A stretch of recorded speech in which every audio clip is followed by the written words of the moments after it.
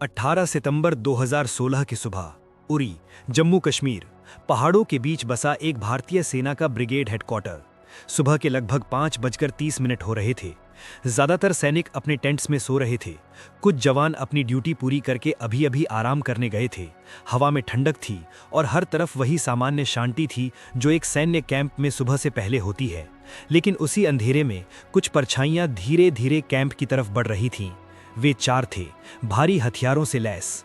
उनका मकसद सिर्फ घुसना नहीं था, बल्कि मारना था। कुछ ही सेकंड में गोलियों की आवाज गूंजी, ग्रेनेड फटी और पूरा कैंप आग और धुएं से भर गया। सोते हुए सैनिकों को संभलने का मौका तक नहीं मिला, लेकिन भारतीय सैनिकों ने हार नहीं मानी। उन्होंने जवाबी कार्रवाई की और चारों आतंकियों को मार गिराया। लेकिन जब धुआं छटा और गिनती शुरू हुई, तो पूरा देश सन्न रह गया। 19 भारतीय सैनिक शहीद हो चुके थे। 19 घरों के सपने, 19 परिवारों की उम्मीदें उसी सुबह हमेशा के लिए टूट चुकी थीं। ये सिर्फ एक हमला नहीं था, ये भारत के आत्मसम्मान पर हमला था। टीवी पर खबर फैलते ही पूरे देश में गुस्सा फैल गया। हर भारतीय के दिल में दर्द था और हर कोई जवाब चाहता था।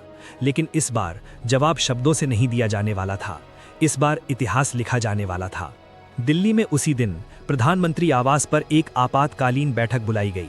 कमरे में मौजूद थे देश के सबसे महत्वपूर्ण निर्णय लेने वाले लोग, प्रधानमंत्री, राष्ट्रीय सुरक्षा सलाहकार, सेना प्रमुख और खुफिया एजेंसियों के वरिष्ठ अधिकारी। टेबल पर नक्शे फैले हुए थे और सामने रखी थी शहीद सैनिकों की तस्वीरें। कमरे में मौजूद हर व्यक्ति जानता था कि ये सिर्फ एक सैन्य चुनौती नहीं थी, ये एक राष्ट्रीय क्षण था। कई विकल्पों पर चर्चा हुई, सीधी जंग, एयर स्ट्राइक या फिर खामोश जवाब। लेकिन हर विकल्प के साथ खतरे भी थे, क्योंकि दुश्मन सिर्फ सीमा पार नहीं था, बल्कि परमाणु शक्ति भी था। एक गलत कदम पूरे क्षेत्र को युद्ध में झोंक सकता था। तभी एक विचार सामने आया, एक सर्जिकल स्ट्राइक, एक ऐसा ऑपरेशन जो तेज हो, सटीक हो और दुश्मन को समझ आने से पहले खत्म हो जाए। रॉ और मिलिट्री इंटेलिजेंस को तुरंत सक्रिय कर दिया गया। सैटेलाइट्स ने दुश्मन के लॉन्च पैड्स की तस्वीरें भेजनी शुरू की। ड्रोन हर गतिविधि रिकॉर्ड कर रहे थे। खुफिया एजेंट्स जमीन से जानकारी भेज रहे थे। हर रास्ता, हर चौकी, हर दुश्मन की स्थिति विस्तार से स्टडी की जा रही थी। ये सिर्फ बदला नहीं था, ये एक संदेश था।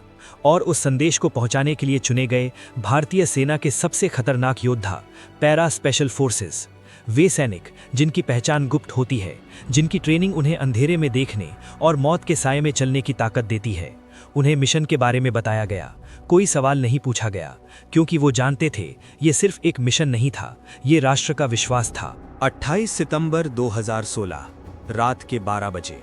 अंधेरा पूरी तरह छा चुका था।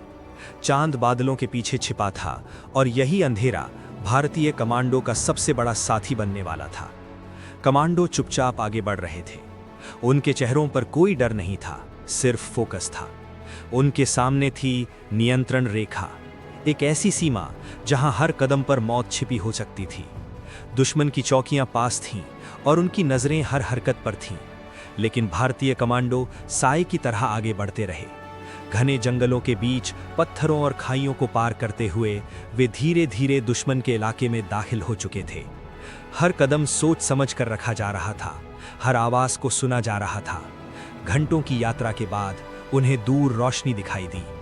ये वही लॉन्च पैड था जहां आतंकी छिपे हुए थे और अगले हमले की तैयारी कर रहे थे। कमांडो जमीन पर लेट गए, अपनी पोजीशन ली और इंतजार करने लगे। उनके दिल की धड़कनें तेज थीं, लेकिन उनके हाथ स्थिर थे। और फिर वो पल आ गया।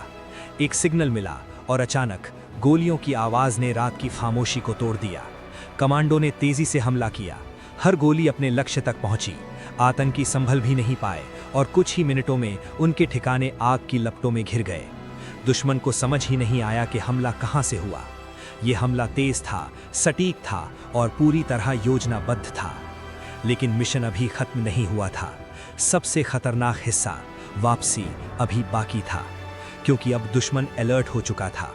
हर तरफ सर्च ऑपरेशन शुरू हो चुका था।